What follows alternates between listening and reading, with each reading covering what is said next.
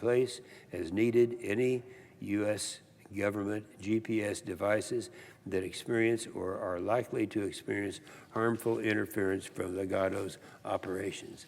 But if Legato believes that their press states that they won't cause interference to GPS, then why should they be afraid of my retain act?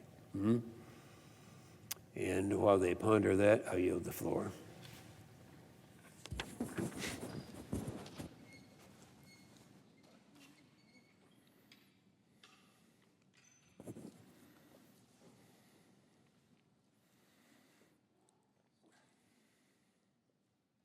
There's this great socialist who wrote a great song, which a lot of people think is an anthem for our country, but it was written by a socialist, okay, back in the 1930s. Huh? A communist. He was radical. Okay. Mr. President, the senator from Hawaii. Thank you, Mr. President. You know, this is a very important week in the United States Senate. Our infrastructure bill is big, it's bold, and it's bipartisan, and it reflects the needs of a population especially important to me, Native communities and Indian country across the United States. As chair of the Indian Affairs Committee, I've made it my mission to support these communities.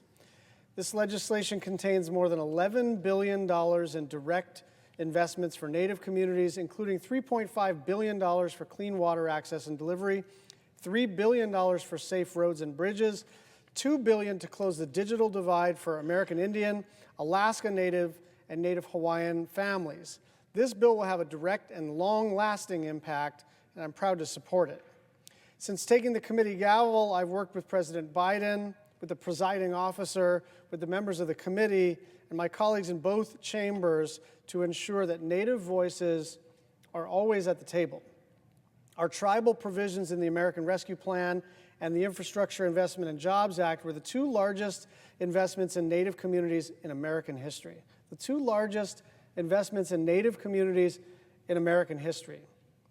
Both bills contain resources and policy reforms that were long awaited and desperately needed, and they're already paying dividends. But our work has to continue, and this historic budget resolution is the next step. At its core, our budget is about restoring the middle class and giving more Americans the opportunity to get into the middle class. It cuts taxes for millions of American families. It creates millions of American jobs while tackling the climate crisis, and it's paid for by the wealthy paying their fair share. No one who makes under $400,000 will see an increase in their taxes. And Mr. President, I used to hate charts. I used to not be a chart guy. I have a rule in my office: if you're coming in to present to me, no PowerPoints. I just don't like charts.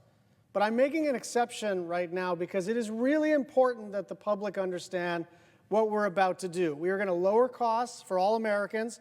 We're going to cut taxes for American families. We're going to create millions of jobs while tackling the climate crisis.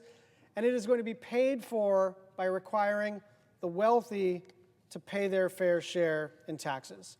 The budget also addresses Native communities specifically. For far too long, historical underfunding of federal programs serving Native communities and tribes has left them vulnerable. Today, 1 in 3 Native Americans live in poverty, and just 19% of Native American students are attending college. Native Americans have a life expectancy 5.5 years lower than the general population, and Native Americans are on the front lines of the climate crisis. This budget reverses these systemic injustices through a $20.5 billion targeted investment. The budget makes significant investments in climate resiliency for Native communities and gives them the tools that they need to mitigate the impacts of climate change, deploy their own clean energy solutions on their own terms, and restore and protect their homelands. It ensures that Native students and families have more access to Native language programs, early childhood education, and college. It also includes historic investments in health and education programs to provide much-needed support to Native people across the country. We have already made the biggest investment in Native communities in American history, and we're not done yet. The responsibility of the United States government to American Indians, Alaska Natives, and Native Hawaiians isn't just for Democrats or Republicans to live up to. It's a commitment that we all share. This budget resolution will empower these Native communities like never before, and it will make our country stronger, safer, and more resilient. I will be proud to move it forward. Thank you. I yield the floor.